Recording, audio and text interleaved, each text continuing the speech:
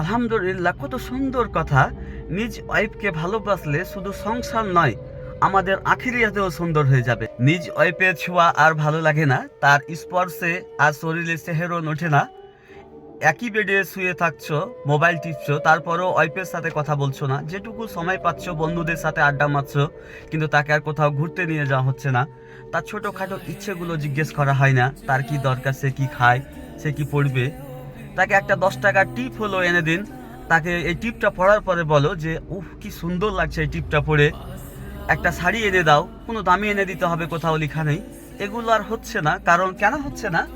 যে ওয়াইফ এখন পুরনো হয়ে গেছে। তো ভাইরা আমার, এটা সেই ওয়াইফ যার সাথে প্রথম রাতে কথা বলতে বলতে সকাল হয়ে গেছিল।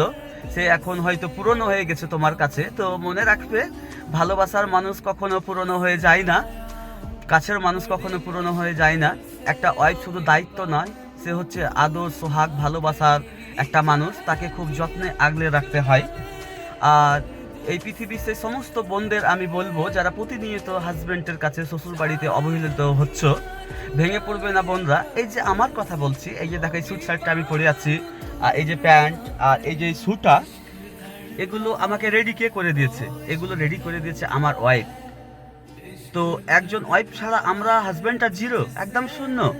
আর আলহামদুলিল্লাহ, আমি খুব ভাগ্যবান, আমি খুব সুন্দর আর খুব ভালো ওয়াইফ পেয়েছি।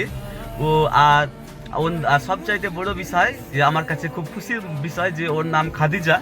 আমার জীবনের রোজ দিন সকাল যখন হয়, ও আমার কাছেই থাকে। তারপরও আমি ওকে খাদিজা খাদিজা করে 3-4 বার ডাক দিই, আমাকে খুব ভালো লাগে। আর আমি খুব ভালোবাসি তোমাকে খাদিজা। বোনদের যারা প্রতিনিয়ত অবহেলা হচ্ছেন, তারাকে বলছি যে তোমরা ছাড়া আমরা একদম শূন্য, জিরো। আজকে আমি যেভাবে রেডি হয়েছি তাতেও আমার ওয়াইফের হাত। আর যেটা থাকলো তোমাদের সাহসের কথা, তোমরা কোনোদিনই ভেঙে পড়বে না। তোমরা বউরা, তোমাদের সাহসের কাছে আমরা একদম জিরো, ভেগে বিল্লি। কিভাবে বুঝিয়ে দিচ্ছি, হ্যাঁ। তোমাদের নিজ পরিবারের ত্যাগ আর আমাদের জীবনে আসা আমরাকে চিরঋণী বানিয়ে দেয়। আর আমরা হাজবেন্ডরা আমাদের বিশেষ কাজ ছাড়া আমাদের ক্ষমতা নেই যে একটা রাতও কোথাও গিয়ে কাটাবো। আর তোমরা আমাদের কাছে এসে নিজের জীবন কাটিয়ে দাও, একটা পরিবারকে আপন করে আগলে রাখো নিজের মতো করে। তো বন্ধুরা, তোমরা গ্রেট, মহান, আমরা কিছুই নয়। তো এই পৃথিবীর সেই সমস্ত বোনরা, বউরা যারা প্রতিনিয়ত অবহেলা হচ্ছ, ইনশাআল্লাহ তাআলা একদিন ভালো সময় আসবে, ভেঙে পড়বে না।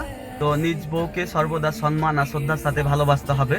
আর আলহামদুলিল্লাহ, কত সুন্দর কথা। নিজ ওয়াইফকে ভালোবাসলে শুধু সংসার নয়, আমাদের আখিরাতেও সুন্দর হয়ে যাবে। এর চাইতে ভালো আর কি চাই বলো?